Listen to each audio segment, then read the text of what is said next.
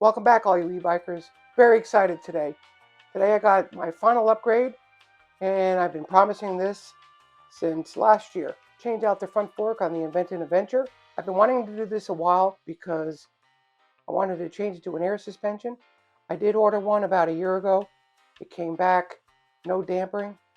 So I took it back, tried to keep testing out the Zoom suspension, which was fine for, typical average rider, but I wanted to start to do a little bit more off-road. So today, I'm going to break the video down into a couple of parts. I'm going to do a side-by-side comparison of the Zoom fork and suspension, along with the new air suspension that I purchased.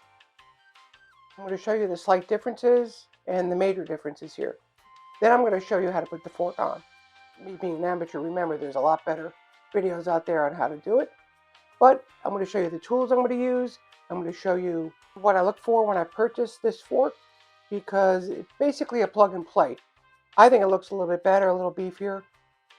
It is from China. And here's the thing I learned, that there's two major companies out there that provide good suspension systems made here in America. You got Fox and you got RockShox. I could not locate any specific one for a 4-inch fat tire e-bike that has similar dimensions. But probably going to cost a little bit more money, which was fine. But I think this one actually looks pretty good. So right here, it's all black, has my red accents, and has a damper. I used to put the air. I'll show you the tool I used to put the air in. There's a lockout and compression right here, and pretty much the same dimensions. So let's take a side-by-side comparison. Let's weigh it, because it does weigh a lot lighter. When you put these on the scale, the old Zoom fork weighs 7 pounds. This one weighs just under 4.5 pounds. So you're talking 2.5 pound difference. Doesn't seem like a lot, but it really is. So let's compare the two and see what we got.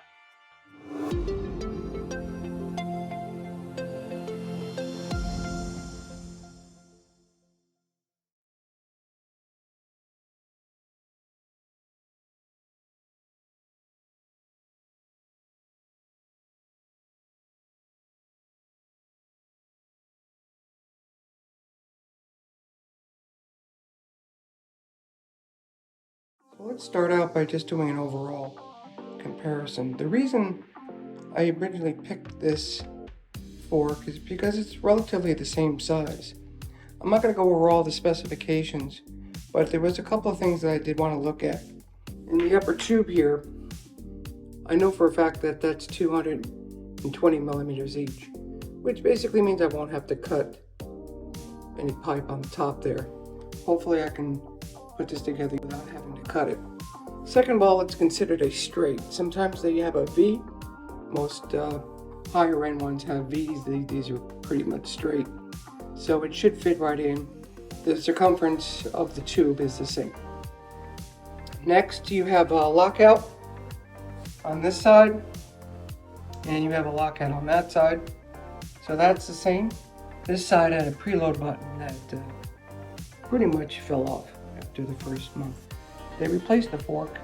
Not sure why they used such a small screw for that, but it didn't hold up too well. This is obviously silver in color. This is black in color. Now you have the air chamber. And if you do a quick comparison, you have a beefier tube down here, and you actually have a beefier tube. This is a little bit beefier than this one. When you do a comparison of the travel, you get 20 millimeters more on that. You have 100 millimeter travel there versus 80 on this side. And plus, this is spring loaded, and these are air chambers.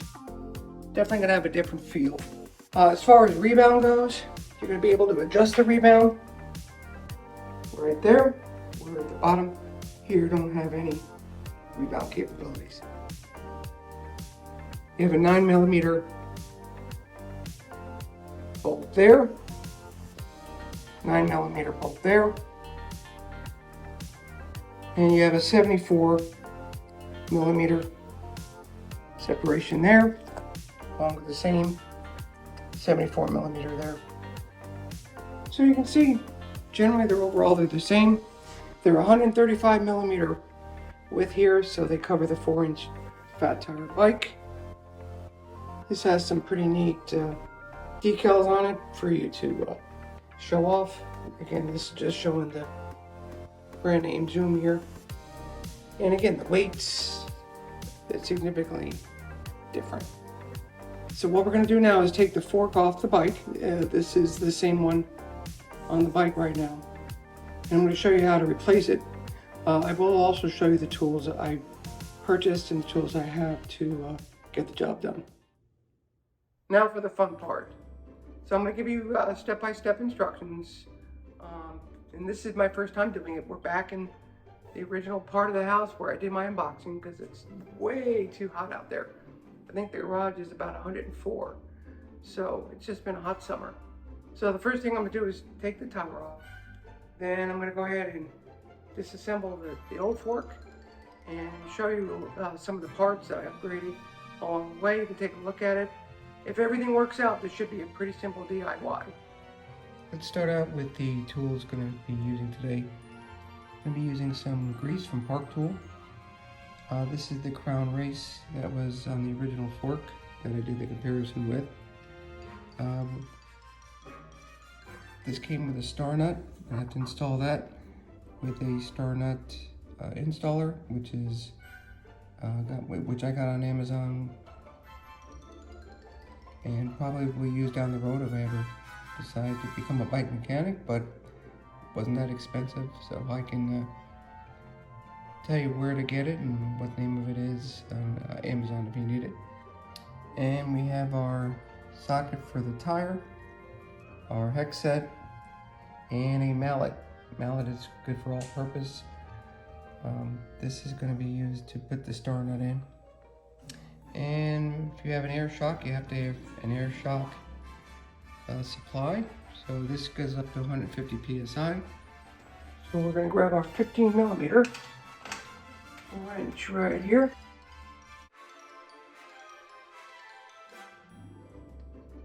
And the key is with anything, always make sure you're comfortable with what you're doing. So taking off the front tire is the first step in anything you do. But check your tire pressure and make sure everything is good to go there. We're going to go ahead and take the front brake off because it's physically attached to the fork. I'm going to do the bolts.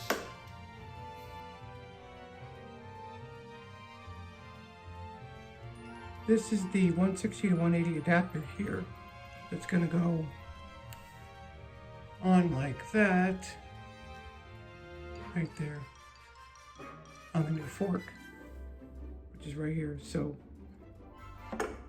the brakes are now completely removed. Just don't mess with them, just leave them aside. Maybe you want to put them up out of the way. If you remember, if you review back to my episode, I think it was number 5, where I changed out the fork initially. We're going to be redoing that again, but this time we'll have no hiccups. If you notice the stem riser, I did get a question regarding, what is this below here versus this being up here, being down here. You kind of can set how you want this exactly, as long as that new fork is not any further past just below this line up here. It's going to be a no-cut situation. So we're going to undo this, we're going to take this off, and we're going to see what we got underneath here. And I will speed up the film as needed, but the first thing we want to do is we want to pop this little rubber cap up here and put that aside. You don't want to lose that. Okay, so we're going to loosen that up. Loosen this up, it's the same bolt size.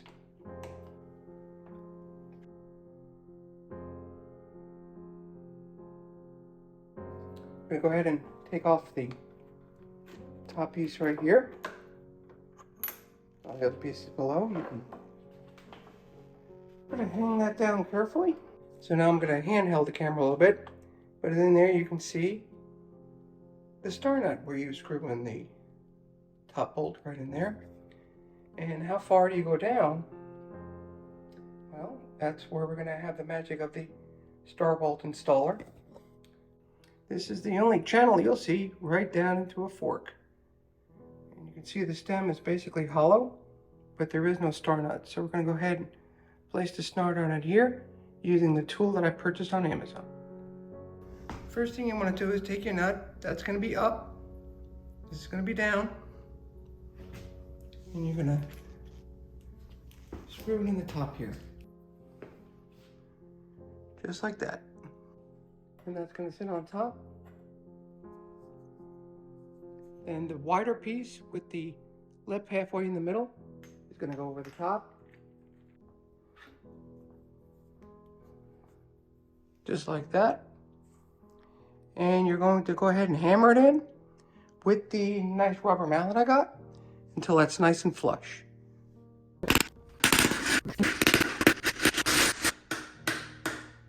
Alright. I'm not going to lie to you, that's a lot of banging. That looks really good. Alright, so now that's set up. Let's go ahead and pull out the old fork. By the way, that tool looks very good. Definitely worth the money. There we go. Okay, the fork is out. Not still in there. Let's put this heavy fork somewhere. I'm going to show you what's in the stem here. And we're going to grease it up a little bit and make sure everything looks good. So we're going to put a little nice oil on here. I'm sorry, we're going to put some nice grease on here. So this fits on nicely. It smells really bad, but that's okay. That goes right on like that. Up here on the top, you got your bearings with the cover. We're going to put some grease on here. Make sure everything is good. Make sure those bearings are well greased. Wipe all the excess off later. Matter of fact, get in there, get those bearings nice and lubed.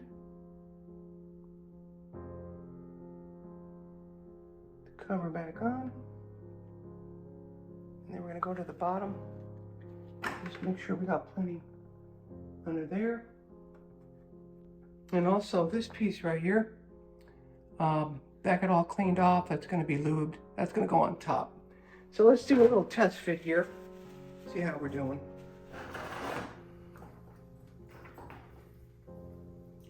Looks like a good fit there.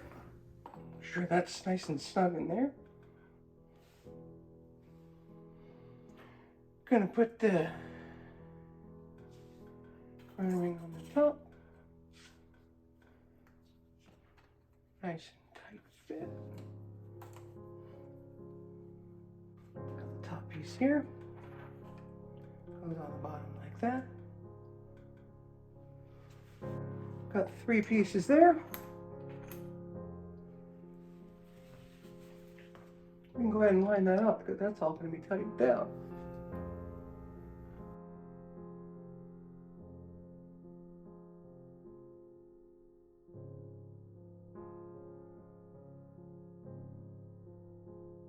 So I took the extra 5mm off of here, so meaning the new tube may have been just a little bit short.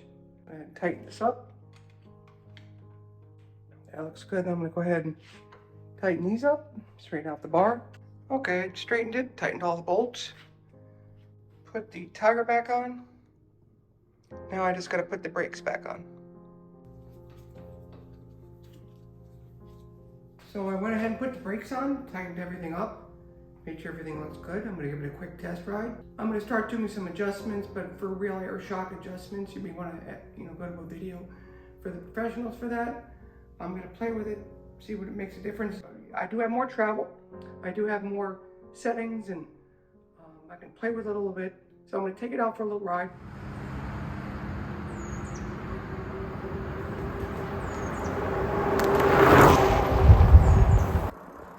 Sunday morning on the trail.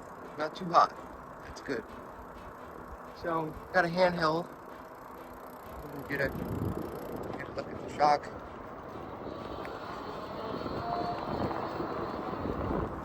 I had a chance to ride the bike around for a little bit, and I find the shock is definitely worth. I consider this an upgrade.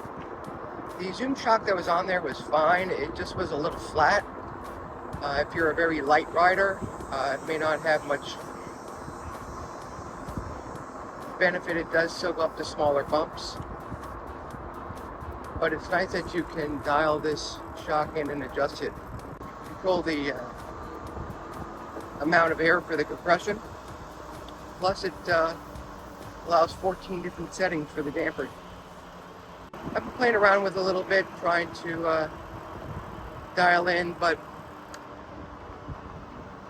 for normal trail riding on hard concrete, it just seems a lot smoother, like more of a luxury ride. I like the fact that it's adjustable, plus it looks a lot better. I want to thank all of you who have subscribed. I'm very close to that 1,000 subscriber mark. I appreciate that. I decided to keep a good mix of upgrading or trying out different products. And the good news is I actually can put in links now. So all the products you see today, and I went back to some of my other videos and put the links in there to Amazon. I didn't realize it was a whole process. This is a hardtail, so what that means is there is no rear suspension. The back side of the bike doesn't have a suspension. Most of your bumps are going to be absorbed by the front suspension. I think 100mm travel is going to be your best bet. You can definitely dial in for your riding style. So if you haven't figured it out by now, I'm trying to get the bike to a point where I can take it on light off-road. When I say light off-road, there are some great trails around here, and probably in your area, that allow for dirt riding, downhill riding. I don't know if y'all watch those videos where they get on their very expensive mountain bikes and do downhills, and looks like a roller coaster on steroids. I watch a lot of those. I watch a lot of other videos in reference to bikes in general with maintenance and stuff. It's interesting to see how people adjust their bikes and what they do for upgrades. But I'm very inspired by some of these videos that are out there. I've seen them where they climb mountains that were nearly impossible. A great documentary on a gentleman who climbs a mountain at 6,800 feet elevation, 32-mile trip, called the whole enchilada, which is kind of a neat thing because he decided to get the whole enchilada. Great inspirational video. So I'm going to show you some of the changes that I made just recently, because I'm kind of prepping the bike to handle a little more abuse, which is tough for me from my OCD and keeping the bike clean, but that's what bikes are for. So you can see, just in that one ride, the amount of travel that I used. 100mm I think ought to be the minimum. You can tell it's a better looking suspension. This is the brand name, and I do have a link in the description. Himalo. There it is. Here's the brand name, Himalo. But it showed up like this on the Amazon site. There was no reviews. There was no comments. It took about a month to get it shipped. So you gotta be patient with that. The other thing I changed out was I changed the stem back to a regular 50. This is a 50mm stem. The link is in the description. But this was an expensive piece, just to give it a little more integrity. There was nothing wrong with the other stem. Matter of fact, I got more views on that video. I still gonna keep it. That definitely works fine. But for off-road, you kind of want to beef it up a little bit. Just a brief note, this is the 50mm version, and you may ask, well, if it's not raised up, does it make the seating position worse? And the truth is, it brings it straight across instead of up, but it brings it closer to the actual bike, which makes the seating position really not that noticeable. And in fact, it makes it a little bit more comfortable, a little bit more sporty. So, there. I think we have enough bike riders out here today. I went back to the standard grips that came with the bike. I have my throttle here. I have my phone here, and everything is close by here. And on this side, I have my tail light, Bluetooth adjuster for the back light, and the bell, which is a necessity. So trying to keep this somewhat minimalistic as possible. When you're going down these trails, it's going to be hopefully nice and rough, but hopefully the bike can take it. I'm also going to be getting a guard. I found one on eBay. On the next episode, I'll put it on and show you how it protects, but there are some exposed wires at the bottom. I am enjoying my seat post. It does give a little bit of comfort to the ride and absorbing the shocks, but if I'm going to be doing some downhilling and maybe even uphilling, that would be one thing I would possibly like to try. And I'm not going to give it all away, but for my next episode I may try this.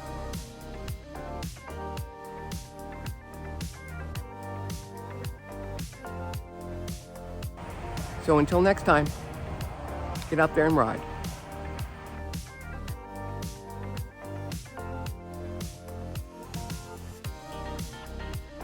Did you just want to say hi? Yeah? Did you say like and subscribe? Is that what you said?